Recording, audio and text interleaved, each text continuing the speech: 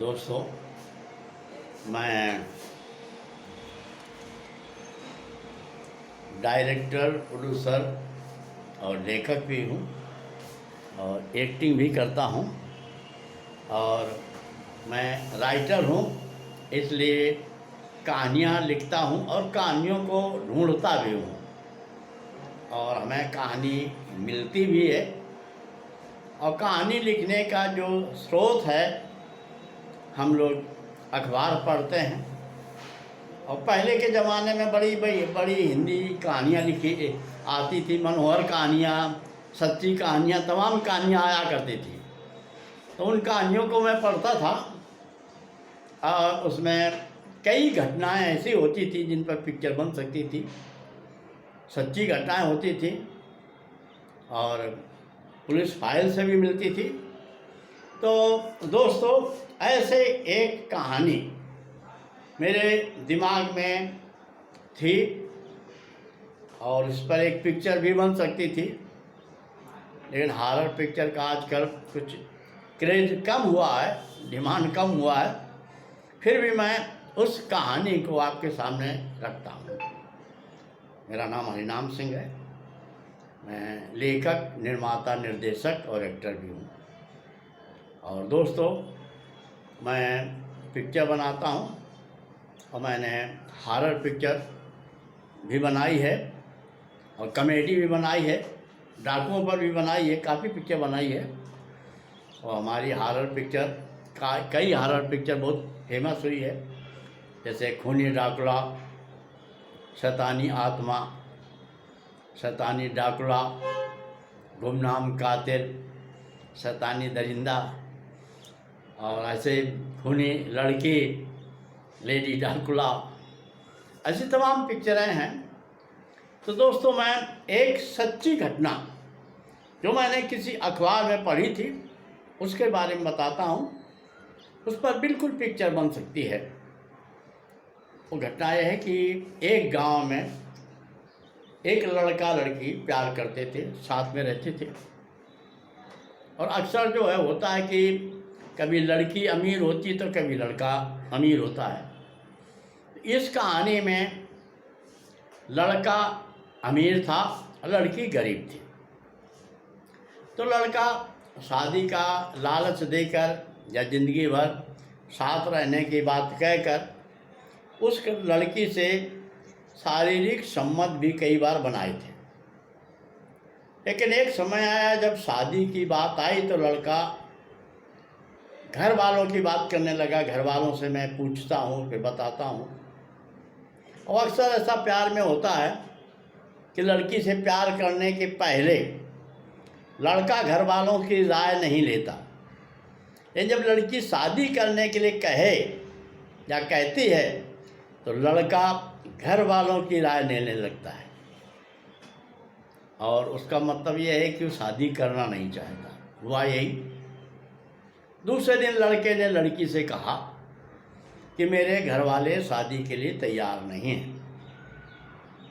बात यह थी कि लड़का उस लड़की के शरीर को तो पा चुका था, जो शादी के बाद पाना था वो पहले ही पा चुका था। तो उसका लड़की के प्रति इंटरेस्ट कम हो गया था। लड़की गरीब थी और लड़के का शादी का दूसरी जगह से ऑफर आ रहा था। जिस लड़की के घर से ऑफर आया था वो अमीर थी, पैसे वाली थी, तो उसे दहेज मिलने का चांस था। तो उसने लड़की से कह दिया कि हम शादी नहीं करेंगे। तो लड़की ने थोड़ा बहुत धमकाया, जितना हिम्मत होता है कि तुम शादी नहीं करोगे तो हम घर में बताएंगे, तुम्हारे पिताजी को बताएंगे, गांव में बताएंगे, तुम्हारी बदनामी होगी, तुम्हारी शादी रुक जाएगी। और लड़की ने सब बातें कही। तो लड़के ने उसे बोला, तुम घबराओ नहीं, मैं घर वालों से फिर बात करूँगा।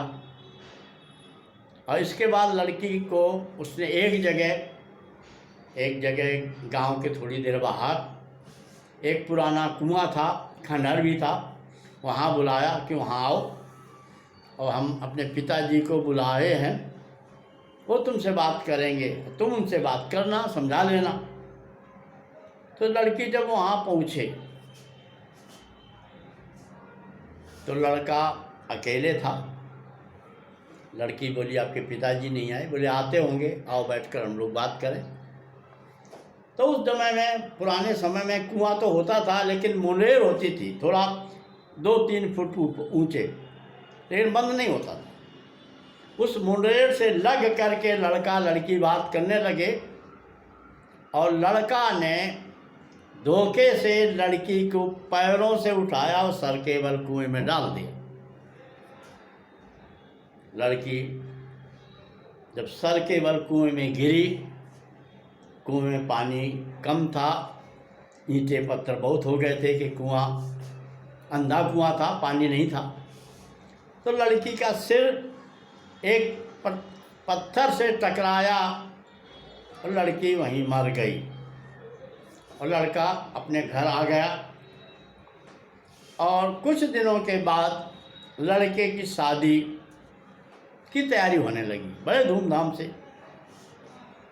जब गांव में पहले कहीं भी शादी होती थी तो लड़के को या लड़की को शादी के 2 हफ्ते पहले घर में रखते थे, बाहर नहीं जाने देते थे।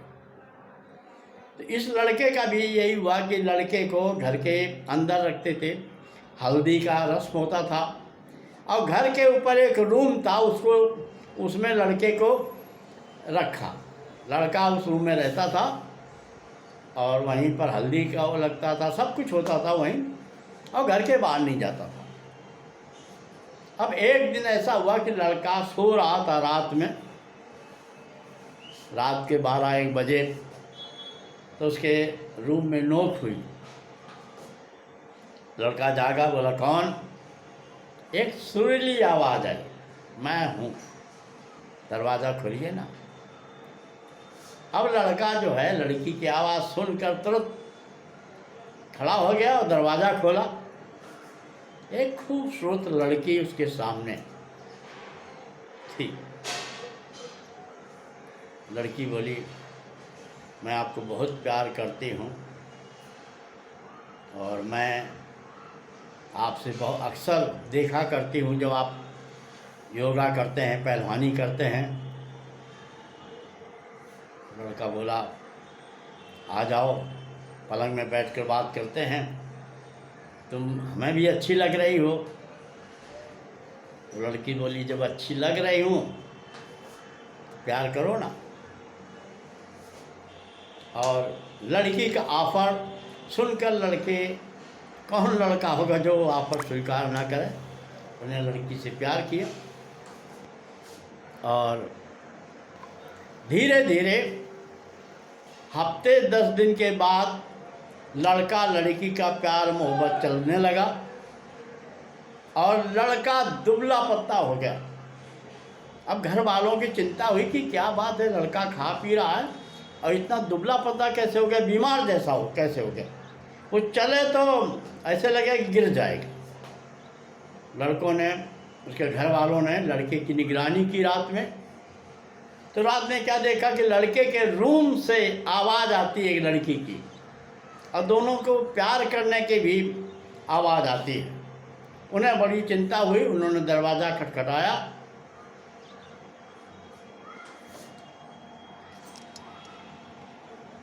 तो देखा कि लड़के के अलावा और कोई नहीं है।